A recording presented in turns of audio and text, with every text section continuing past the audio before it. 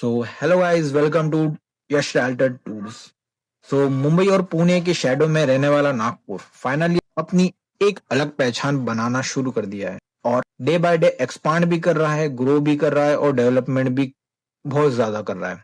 तो नागपुर जो पहले सिर्फ एक ज्योग्राफिकल सेंटर के नाम से जाना जाता था, वो आज के टाइम में अपनी डेवलपमेंट सेंटर के नाम से जाना जा रहा है। और इसके पीछे है महाराष्ट्र गवर्नमेंट की सॉलिड प्लानिंग और नागपुर के लीडर्स का क्लियर विजन। आज की वीडियो में मैं आपको बताऊंगा कौन लोग नागपुर में इन्वेस्टमेंट कर रहे हैं, कौन से बड़े प्रोजेक्ट नागपुर का फ्यूचर को इन्वेस्टमेंट हब बनाने वाले हैं और अभी क्या ये सही टाइम है या प्रॉपर्टी खरीदने का। चलिए शुरू करते हैं। तो मैं हूँ यश और आप देख रहे हैं यश राइडर टूर्स को।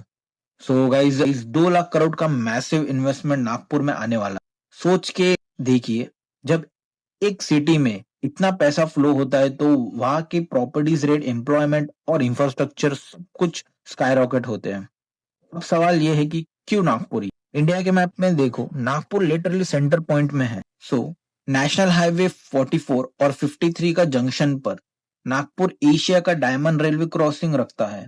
मतलब पूरे देश का ट्रांसपोर्ट नेटवर्क नागपुर से टच होता है।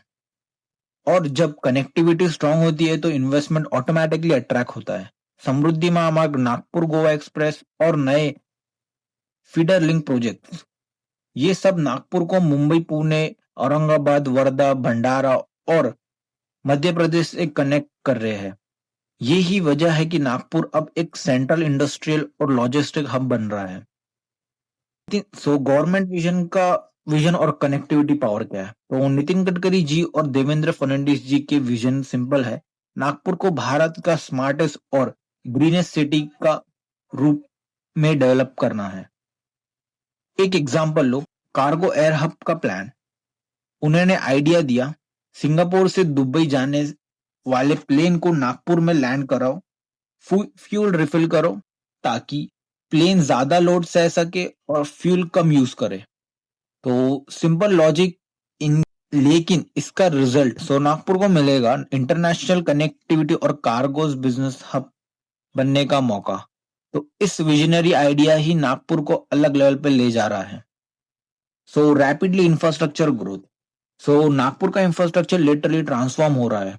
Double decker flyovers, Nagpur metro का वर्ल्ड रिकॉर्ड सबने सुना ही होगा। अब नागपुर मेट्रो फेज 2 पे भी काम शुरू हो चुका है।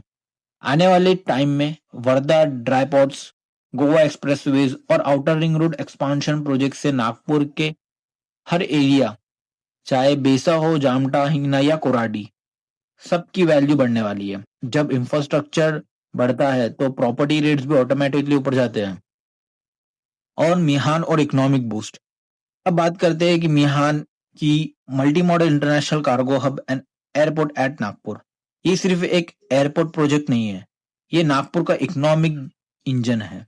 आईटी कंपनीज, एविएशन, लॉजिस्टिक और मैन्युफैक्चरिंग सेक्टर सब यही अपने बेस बन रहे हैं। 1000 करोड़ से ज्यादा का इन्वेस्टमेंट ऑलरेडी मिहान रीजन में हो चुका है और 20 से 25 किलोमीटर का रेडियस में रेसिडेंशियल प्लॉट्स और कमर्शियल प्रॉपर्टीज दोनों की डिमांड डबल हो गई है।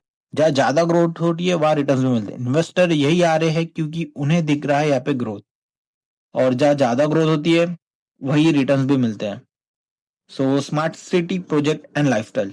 नागपुर स्मार्ट सिटी प्रोजेक्ट भी फुल स्पीड पे चल रहा है। 3500 करोड़ का इन्वेस्टमेंट के साथ डिजिटल गवर्नेंस, ई मोबिलिटी, बेटर रोड्स, सैनिटेशन और क्लियर वाटर सिस्टम सब कुछ अपग्रेड हो रहा है। और लाइफस्टाइल की बात करें तो ताज हयात और हिल्टन जैसे ग्लोबल होटल्स चेन नागपुर में अपने प्रॉपर्टीज लॉन्च कर रहे हैं। ये सिग्नल है कि नागपुर अब लग्जरी लाइफ और इंटरनेशनल हॉस्पिटैलिटी के मैप में ऑफिशियली आ चुका है। और सस्टेनेबिलिटी डेवलपमेंट रिमाइंडर, बस एक बात जरूर ध्यान रखनी चाहिए, जैसे दिल्ली और मुंबई पोल्यूशन के प्रेशर में आया वैसे नागपुर को उससे बचना होगा। तो ग्रीन डेवलपमेंट और इन्वायरमेंट बैलेंस नागपुर की ग्रोथ के लिए इक्वली इंपॉर्टेंट है।